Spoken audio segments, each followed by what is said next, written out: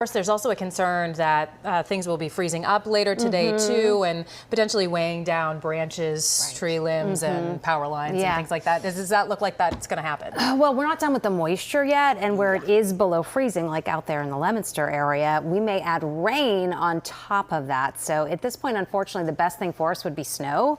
We had that overnight, and I want to do a little demonstration here with the different types of precipitation. So snow overnight was because it was cold from the cloud all the way down to the ground. So it fell as snow, and we can handle that, right? That's easy to clean up, drive around on. Okay. Then overnight, we started to get warmer above. So what was a snowflake started to melt and then hit a layer of cold air. So it refroze. Do you hear that sound? You might have heard that overnight. I'm going to put it near my microphone. That sound right there. Yeah.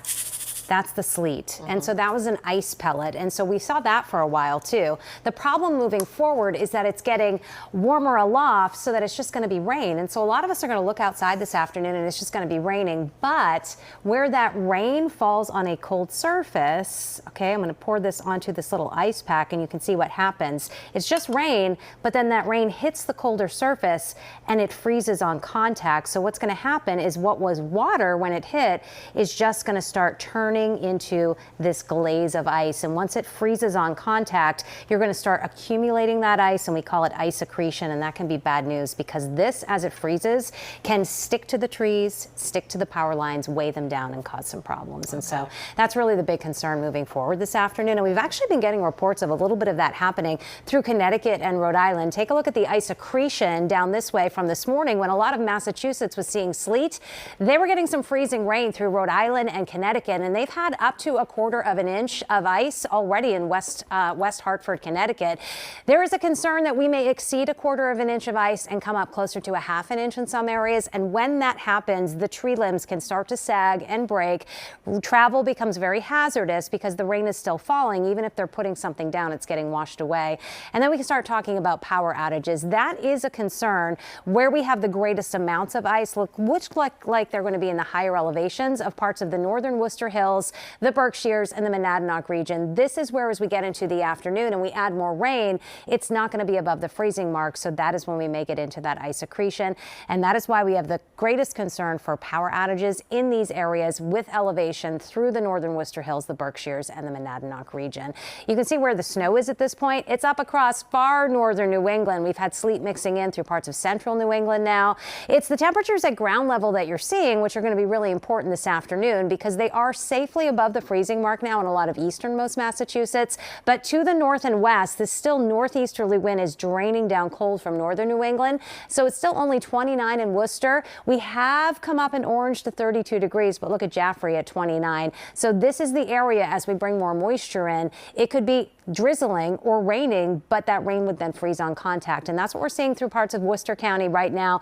And the rain's going to get a little bit heavier. You can see to the south, we're getting into some heavy rain around New York City. South of there is more. There's been some thunderstorm activity as well. And all of this is lifting up in our direction. So we are not done yet. In fact, things are going to fill in and the wind is going to pick up too. And that wind continues into Monday. So as the winds ramp up, if the trees are caked in ice, that wind is going to cause additional problems. Good winds could gust to 60 miles per hour through central and western Massachusetts with gusts closer to 50 miles per hour near the coastline. So here is the next few hours. You can see as we go from noon till about 2 p.m. Look at how that rain is filling in. So if your storm drain is clogged with slush and snow, clear it out. Give this water somewhere to go. It is going to be heavy rain through mid-afternoon. And unfortunately, we're hovering near that freezing mark north and west of 495. So this rain could be freezing on contact. It will start to let up around 7, 8 o'clock tonight. And then the temperatures start dropping. So everything's going to freeze up tonight. That wind will dry up some of the moisture, but any standing water and slush is going to turn to cement overnight. So make sure you're clearing it up. Everything is going to freeze up.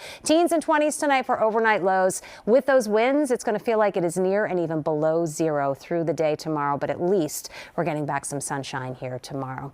That may not be the case later this week. We are watching the potential for perhaps another storm. More on that now with Kellyanne. The potential is what we're really following at this point because there has been a lot of model uncertainty with the track in particular, which of course is going to influence our impacts. At the very least, though, we could say a coastal storm is likely going to set up. The question is where it sets up as it tracks past us in the Wednesday night through Thursday timeframe. With a coastal storm setup, we always watch our coastline and in particular the tides. The good news is astronomical tides are not running high, and that's really in our favor when we talk about the potential for any sort of coastal flooding issues. The storm is developing down to the south over the Gulf on Wednesday and then rides up the East Coast.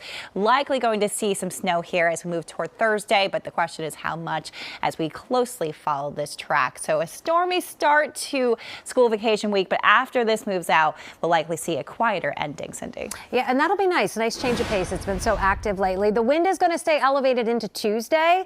It comes down on Wednesday, but look, the temperatures through Wednesday do not get out of the 20s. So that's why I say it's really important to clear things up tonight, because everything is just going to be frozen solid for days. Watching the potential of that coastal storm on Thursday, and then behind it, yes, dry weather coming in Friday, Saturday through next weekend as well. But those temperatures will struggle. I see us staying below average in the low 30s, even into next weekend.